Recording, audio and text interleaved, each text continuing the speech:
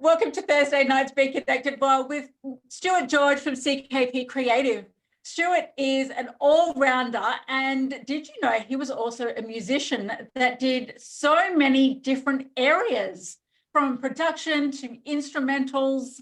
He can play quite a lot. Yes, he can give you a good mic drop too when you are in Be Connected Well, and you need one. I have seen him do that for me.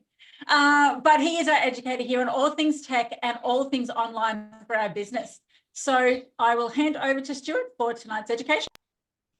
Well, good evening, everybody. Now, LinkedIn, I want a quick show of hands just before we dive into some things. Who has been working on their LinkedIn profile since the workshop? Bit of show of hands. Who's been doing things, working away? Okay, fantastic. Okay, who hasn't seen the workshop? Well, you can, because on Be Connected World, everything's recorded. So you can go back and review that and check it out. But one of the things that I've been doing quite recently is actually having a discussion with various companies of all different sizes about their tactics on LinkedIn as well. So, okay, quick show of hands. Who has a company page on their LinkedIn? Fantastic. Okay, here we go. Who's going to answer this question? I'm going to pick on Steph. Steph, so you've got a company profile page on LinkedIn. You've got a post.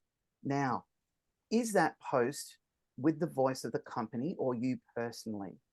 Let's go with the voice of the company. What should you do next with that post? Where do you post it? Over to you, Steph. So I do it the other way around. I post it on my personal page and then I post it to my company page.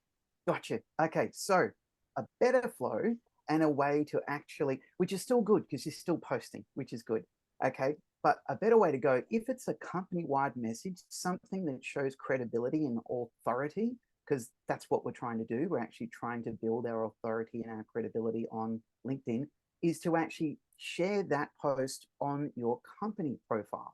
Then what you do is you share that link back onto your personal profile as well. So that shows that you've got a company and that you're actually building that audience too. Now, I'm going to talk about company profile pages. Okay, who can I pick on now? Sigrid.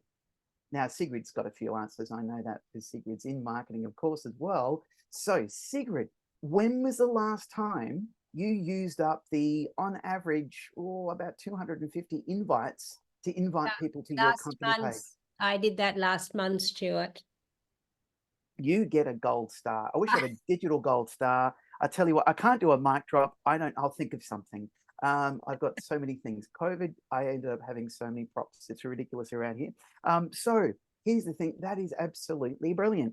And it's who doesn't know about that you can actually invite people to your company page. But if you show of hands, you don't have to know everything. Did you know you could invite people? Did you know you get invites?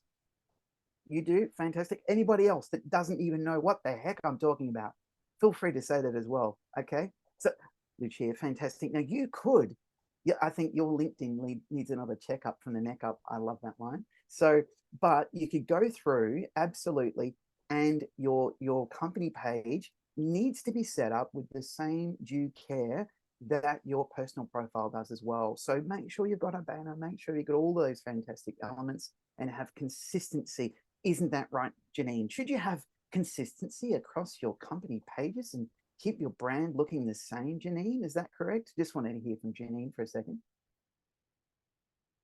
Oh, absolutely. Consistency across all of your social media, Stuart, so someone can identify exactly who you are, your colors, your brand, your photograph, even, that it's all consistent. Thank you so much. And that neatly led in, it's like you're reading my mind. So now your profile photo. Now, if you're active and your business is active across a number of different platforms, like if you've got a personal profile on Instagram, you should have a business profile as well. And you're on Facebook as well. Who does some business on Facebook? Bit of a show of hands. Okay. Does your LinkedIn profile photo exist on your Facebook profile as well? Of course it does. Very, very good. I'm seeing several nods. If it's random, if it is the worst way you can go and put your LinkedIn profile photo up, which is cropping out your better half, or the last time you wore a suit when you went to a wedding, I see it all the time.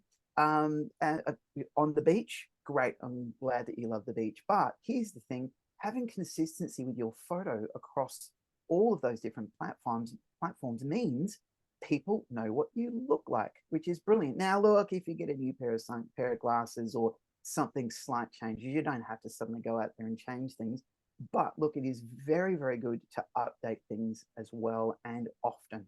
So that is brilliant. Now, the next thing is, now I've got a whole presentation on quizzes, but I'm thinking that I've been doing a few quizzes while I've been talking here as well, but I'm feeling a masterclass on quizzes coming up very shortly as well. Now, who has come across on a profile somebody prompting you to go to their featured section? Who knows a featured section? I'd like Janine, you don't have to put your hand up, but featured section on LinkedIn. Steph, you went fantastic. Sigrid, fantastic. Did you know you could have a featured section? How good is that? So show off your best elements of your business and pin them through there as well. Now on there as well, you can have something that's pretty much a self-assessment tool for a lot of business owners, and that's actually a quiz. I'm not talking 30 questions. I'm not talking 10, could be 5 or maybe 6, just to be a little bit different. And so that way people can actually isolate whether you're a good fit. And if you're asking the right and informed questions, this actually means you can also further extend your credibility. Now, what to do when people fill these quizzes out? That you should carefully craft on, let me put my teeth back in, craft on a platform that suits you best. Maybe one of your 119 platforms, Dr. Chris. That's very, very good. I think I rival you with those, but I use quite a few of them. So it's very, very good. But this is the thing, who has got a form system or something that they could put together a quiz on? Bit of a show of hands. Do you have a system? Okay, fantastic. That must mean that you have a CRM, or you've got maybe a form system built in onto your website as well. There are external systems that you can use as well if it's difficult to get those done. There are a number of those as well. There's Jotform, on and on and on and on as well. But look, having things centrally located or embedded and used on your website is really the best way to go. If they're off-site, you forget to pay a bill, your quiz can fall down. That's not good. No one needs their quiz falling down or disappearing. So the whole thing is, if you're maintaining and keeping a really close and watchful eye on your website, this means that your quiz or your landing page or whatever vital elements for your business are staying front and center and active and functioning. Now, after people complete these quizzes, you're going to have somebody who is a hot lead. So should you just ignore the email and just leave it there?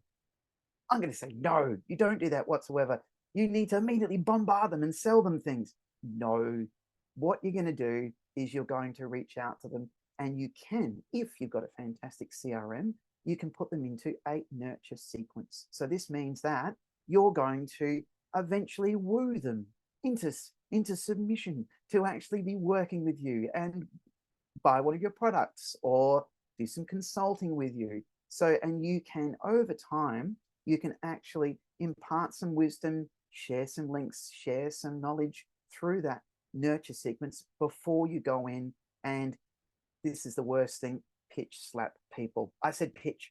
Now, this is the thing, you don't want to do that too early because people will run a mile. So really important to build up the know, like, and trust, which is what Be Connected World is all about. So here we go. We've gone through company pages, when to post, how to post. We're talking about quizzes. We're talking about photos. We're talking about branding. It's all about consistency, following up with people. And by the way, don't call it a follow-up when you're on the phone to them. That's like swearing. I'm here to see. Don't say checking in. Don't say check up. Don't say follow-up. Come up with something that suits you and is on point for your messaging so that you can contact people and continue the conversation and continue to grow that relationship. So thank you very much. Now, back to you, Alison. Wonderful. I didn't know about the being able to highlight sections and bits and pieces like that either. So that, yeah. Anyone else have any questions or comments? Alison, and thank you very much, Stuart. And I always like learning more about LinkedIn. One of the things I see people do really badly with their images, they have their face facing away from their banner. So Oh, it means what's that with they've this? turned their back on their banner. Yeah. They Oh, turned their no. back on their business. Thank you. This is the subtle things. Oh, Janine, very, very good. But this is why we could talk for hours. So We could. it's the subtle things that you listen to. Now, when you turn up and you're watching a band, okay, do you sit there and go, well, the singer appears to be singing 20 cents sharp or flat, not very good on his intonation? Or do you go, just doesn't sound right? This is the thing, when people are facing away from things and their people are actually not addressing their brand with respect and you with respect, you'll pick up on it. It's the subtle things. People, it's like the vibe, it's like the constitution. So this is the whole thing. It's those subtle things and body language, which I know a certain person in the room, isn't that right, Dr. Chris? People read body language and pick up on that so much. So that's exactly right. Doing the look away. Let's leave the look away, Janine, for the David Jones catalogue.